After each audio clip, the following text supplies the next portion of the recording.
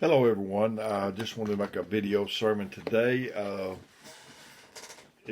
I'm going to be in Isaiah 58, probably read just about the whole chapter in the King James Version of the Bible. To set it up, I just wanted to preview it and tell you that years ago, probably, I don't know, maybe 30 to 35 years ago, something like that, I was at Pleasant Grove. I think it was on a Thursday night. Back then they had church on Thursday night, and I went pretty good bit when I could.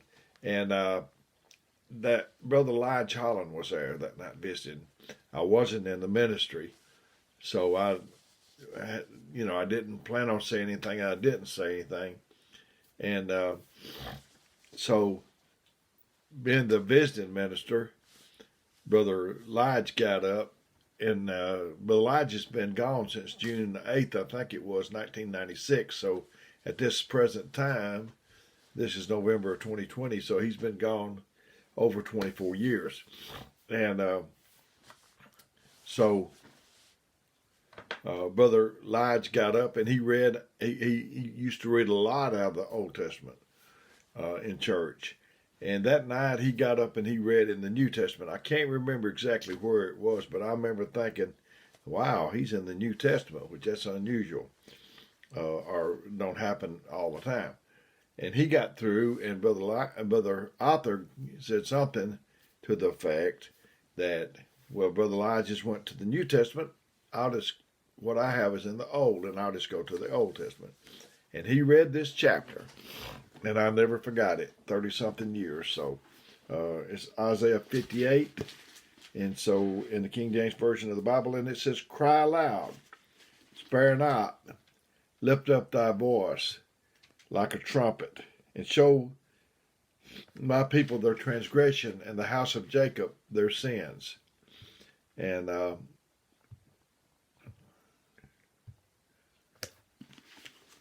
he says, "Yet they seek me daily, and delight to know my ways, as a nation that did righteousness and forsook not the ordinance of their God." They ask me the ordinance of justice. They take delight in approaching to God. "Wherefore have we fasted," say they, "and thou seest not? Wherefore have we afflicted our soul, and thou takest no knowledge? Behold, in the day of your fast you find pleasure, and exact all your labors." We think of fasting, and we think about it in terms of not eating food, drinking water, or whatever. But I told our church, fasting could be just not speaking against somebody, just not expressing your opinion, just not saying anything negative about a person. If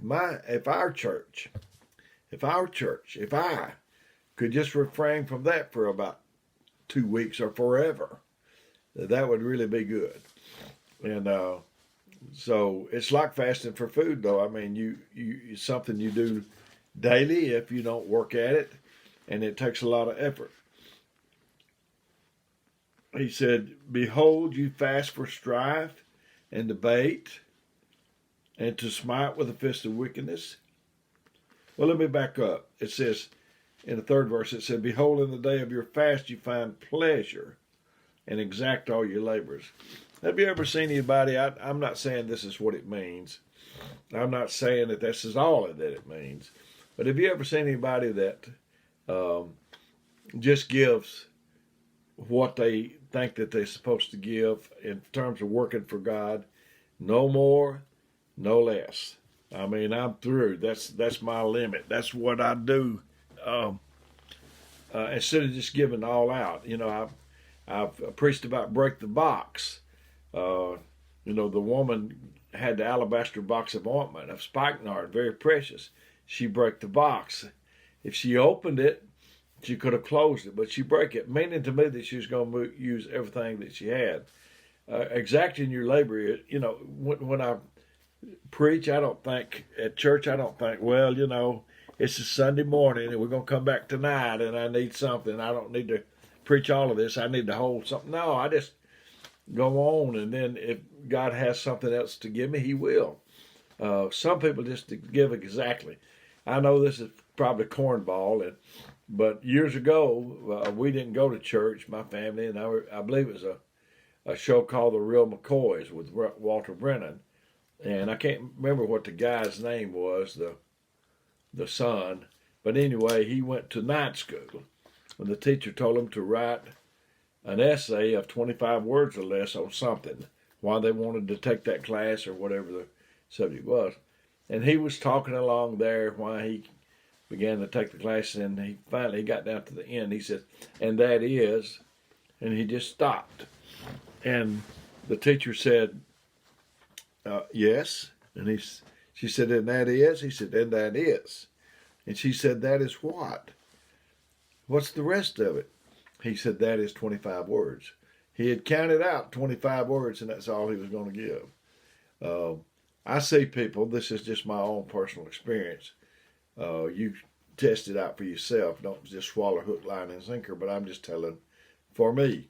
When people's testifying, it seemed like they just stopped right in the middle of what they're telling. I know they concluded and said, pray for me or whatever they said, but it's like that they didn't get through. So anyway, exacting all your labor. Then he goes on down and he says, behold, you fast for strife and debate and smite with a fist of wickedness. You shall not fast as you do this day to make your voice heard on high. Is this a fast that I have chosen? That's what we need to think about when we fast. Is this what God would choose for us? Is this a fast that I have chosen for a day for a man to afflict his soul? Is it to bow down his head as a bulrush and to spread sackcloth and ashes under him? Wilt thou call this acceptable fast and acceptable day? Wilt thou call this a fast and acceptable day to the Lord?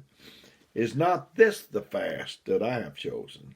To loose the bands of wickedness, to undo the heavy burdens, to let their press go free, and that you break every yoke. That's the fast that he wants us to do. Is it not to deal thy bread to the hungry, and that thou can bring the poor that are cast out to thy house, when thou seest the naked, that thou cover him, and that thou hide not thyself from thine own flesh? Then shall thou, if you do these things, then shall thy light break forth as the morning, and thy health shall bring forth speedily, and the righteous shall go before thee. Thy righteousness shall go before thee, and the glory of the Lord will be your reward. It'll be your reward. It'll be backing you up, and it's got you covered. Then shalt thou call. Yeah, after this, after you've done acceptable fast, then shalt thou call, and the Lord shall answer, and thou shalt cry, and he shall say, here I am. If thou take away from the midst of thee the yoke, the putting forth of the finger, and speaking vanity. We easily point at other people, but there's three pointing back at us. If thou draw out thy soul to the hungry, and satisfy the afflicted soul, then shall thy light rise in obscurity, and thy darkness be as the noonday.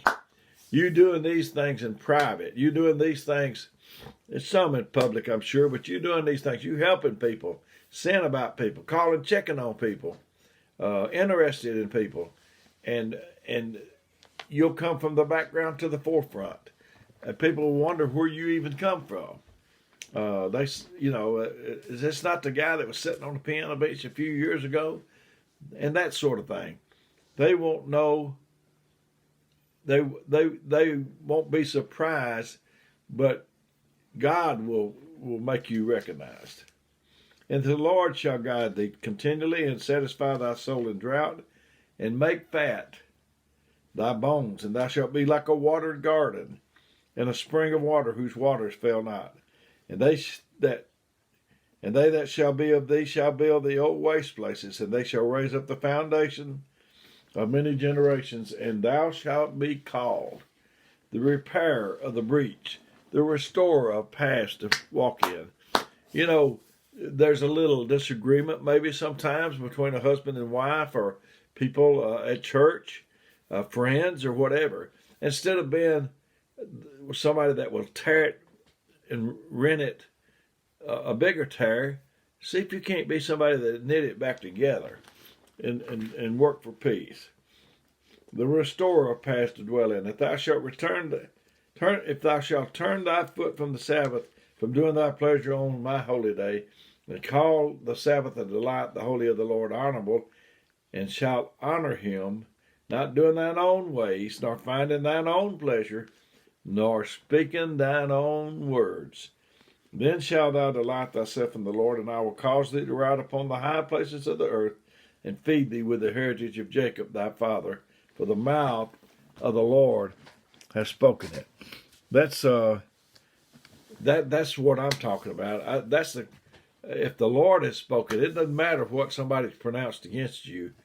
If God is for you, who can be against you? I don't care who has spoken for you. If God's against you, it won't make any difference. But I just thought I'd tell you about this. This was on my mind. And you know, I can feel him today. That somebody out here needs this. You've been trying to get the Lord to look at you. You've been trying different ways. But just consider this. You know, not talk about people. Not look down on people. Not make fun of people. But boost people up. So I've enjoyed getting this to you today. I really want to help you. I care about you. I love you. I'm going to give you my phone number, 256-508-4410. If you need me, just leave me a message if I don't answer it. And if I can't get right back to you, I'll get back to you just as soon as I can. May the Lord bless you. May this message be the help that somebody needs today.